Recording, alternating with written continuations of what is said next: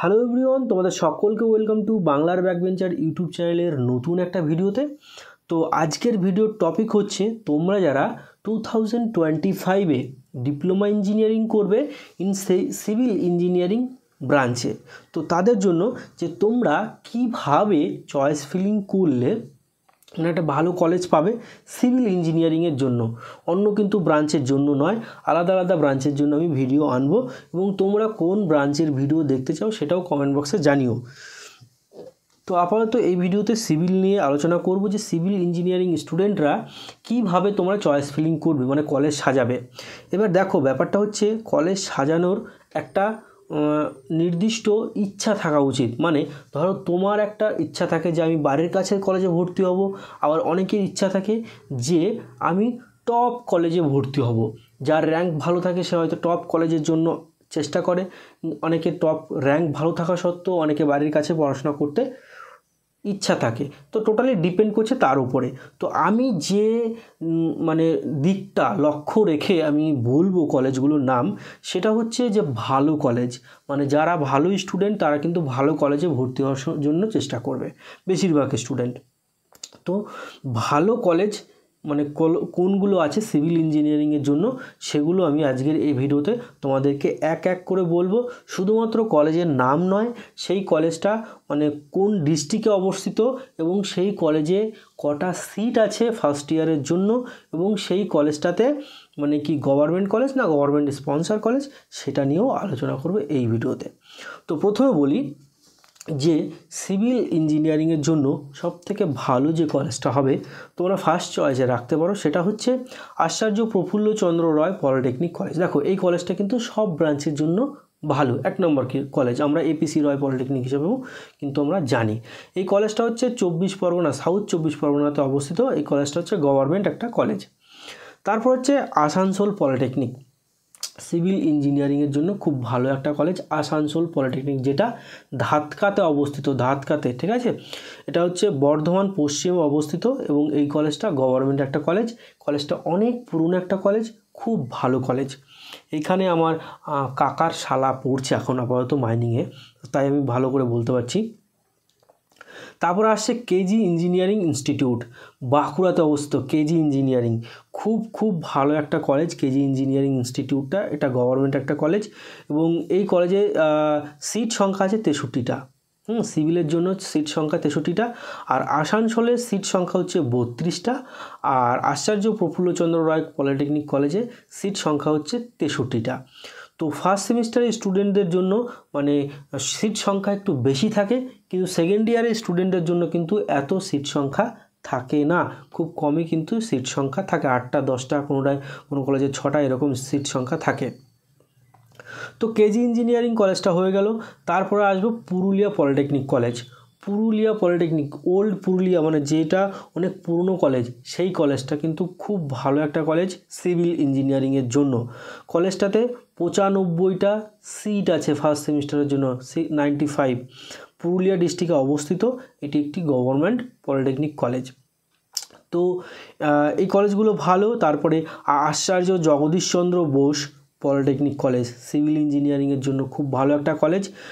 এই কলেজে 63 সিট আছে এবং নর্থ 24 পরগনাতে কিন্তু কলেজটি অবস্থিত, আচার্য জগদীশচন্দ্র বোস। তারপর হচ্ছে জ্ঞানচন্দ্র ঘোষ পলিটেকনিক কলেজ, এই কলেজটা 24 পরগনা সাউথে অবস্থিত এবং গভর্নমেন্ট কলেজ, 63 সিট আছে। MBC institute of engineering and technology, MBC কলেজটাও খুব ভালো, বাঁকুড়াতে অবস্থিত, 95টা সিট আছে এই কলেজে, ঠিক আছে। বিপিসি ইনস্টিটিউট অফ টেকনোলজি, এটা আমার বাড়ির কাছের কলেজ বিপিসিটা, এটা কৃষ্ণনগরে অবস্থিত আর নদিয়া ডিস্ট্রিক্টের। সিভিল ইঞ্জিনিয়ারিংয়ে সিট আছে 63টা সিট কিন্তু আছে। তারপর হচ্ছে মুর্শিদাবাদ ইনস্টিটিউট অফ টেকনোলজি, এই কলেজটাও খুব ভালো, এমআইটি নামে আমরা যেটা চিনি, সেটা মুর্শিদাবাদ ডিস্ট্রিক্টে আছে, 63 কিন্তু সিট সংখ্যা আছে। তারপরে আছে the technical school the Calcutta technical school, এই কলেজটাও কিন্তু খুব ভালো। নর্থ ক্যালকাটা পলিটেকনিক, এই কলেজটাও খুব ভালো। এনসিপি যেটা আমরা জানি, এনসিপি কলেজটাও খুব ভালো। এনসিপিতে আছে 95টা সিট, এটা হচ্ছে নর্থ 24 পরগনাতে অবস্থিত কলেজটা, ঠিক আছে। দ্য ক্যালকাটা স্কুল, এই কলেজটাতে 63 সিট আছে এবং এইখানে এই কলেজটা হচ্ছে কলকাতাতে অবস্থিত। তো এরকম কলেজ আছে। তারপরে আরও কিছু কলেজ আছে, মালদা পলিটেকনিক, মালদা পলিটেকনিকটাও কিন্তু খুব পুরনো একটা কলেজ এবং খুব ভালো কলেজ। তোমরা যদি চাও যে মালদা ডিস্ট্রিক্টের দিকে পড়াশোনা করতে, অনেকে চায় না যে মালদা অনেকটা দূর আমাদের এই দিকটাতে কলকাতা সাইডটা থেকে, তাই অনেকে মালদার দিকে যেতে চায় না। তোমরা যদি মালদার দিকে যেতে চাও বা মালদা ডিস্ট্রিক্টের যদি কেউ ভিডিওটা দেখে থাকো অবশ্যই কমেন্ট বক্সে জানিও। মালদা ডিস্ট্রিক্টের মধ্যে কিন্তু এই মালদা পলিটেকনিক কলেজটা কিন্তু খুব ভালো একটা কলেজ। এটা একটা গভর্নমেন্ট কলেজ, 63 সিট সংখ্যা আছে এবং এটা মালদা ডিস্ট্রিক্টে অবস্থিত। কোচবিহার পলিটেকনিক, কোচবিহার পলিটেকনিকটা কিন্তু খুব ভালো, কিন্তু কলকাতার সাইড থেকে একটু দূর কোচবিহারটা, তাই অনেকে যেতে চায় না এইখানটায়, কিন্তু কলেজটা খুব ভালো। কোচবিহার পলিটেকনিকটা খুব ভালো কলেজ, তোমরা চাইলে অ্যাডমিশন নিতে পারো এই কলেজটাতে, ঠিক আছে। কোচবিহার কলেজটা পুরনো কলেজ, খুব ভালো, 63 সিট আছে এবং এইটা কোচবিহার ডিস্ট্রিক্টে অবস্থিত। তো এরকম আরও অনেক অনেক কলেজ আছে। এবার তোমরা যারা ভালো র্যাঙ্ক করবে তারা কিন্তু এইসব কলেজগুলো রাখতে পারো। আর যারা মোটামুটি র্যাঙ্ক করবে বা র্যাঙ্ক খুব খারাপ, আমি সব কলেজের নাম তো ডিটেলসে বলতে পারি না, তোমাদের কলেজ মানে মোটামুটি যারা র্যাঙ্ক করবে তাদের কিন্তু মোটামুটি বেশি কলেজ তোমাদের চয়েস করতে হবে। এবার বেশি কলেজ, এই যে আমি সাজিয়ে বললাম, এই কলেজগুলো আরও বেশি, মানে 20টা 30টা 40টা, যত বেশি র্যাঙ্ক করবে তত বেশি কলেজ সাজাতে হবে। এবার সেই কলেজগুলোর মধ্যে টোটাল যতগুলো কলেজ আছে সেইগুলোর মধ্যে কীভাবে ফিল্টার করবে, ফিল্টার মানে বোঝো তো, সব থেকে ভালো, তারপরে একটু কম, তারপরে একটু কম, তারপরে একটু কম, এগুলো ফিল্টার করতে গেলে ধরো 40টা কলেজে আমি যদি তোমাকে ফিল্টার করে বলি যে এইটা এত নাম্বার রাখো, এইটা এত রাখো, এইখানে তো আমি 10-12টা কলেজ বললাম, কারণ সব কলেজ বলা সম্ভব নয়।